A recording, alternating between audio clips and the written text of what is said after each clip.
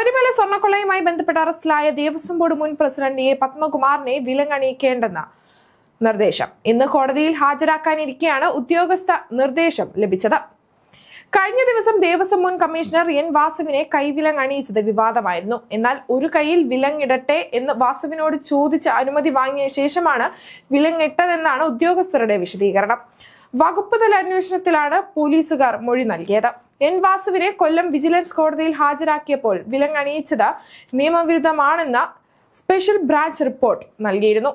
അക്രമ സ്വഭാവമുള്ളവർ, ചാടിപ്പോകാൻ സാധ്യതയുള്ളവർ, UAPA പോലുള്ള അതിഗുരുതര കുറ്റകൃത്യങ്ങളിൽപ്പെട്ടവർ, ആത്മഹത്യാ പ്രവണത പുലർത്തുന്നവർ എന്നിവരെ മാത്രം കൈവിലങ്ങണിയിച്ചാൽ മതിയെന്നാണ് സുപ്രീം കോടതി ഉത്തരവിൽ പറയുന്നത്. വാസുവിന്റെ കേസിൽ ഈ സാഹചര്യങ്ങൾ ഇല്ലാതിരിക്കെ അനാവശ്യമായാണ് വിലങ്ങിടിച്ചതെന്നാണ് റിപ്പോർട്ടിലുണ്ടായിരുന്നത്. തുടർന്നാണ് തിരുവനന്തപുരം കമ്മീഷണർ AR ക്യാമ്പിലെ ഡെപ്യൂട്ടി കമാൻഡറിനോട് റിപ്പോർട്ട് തേടിയത്.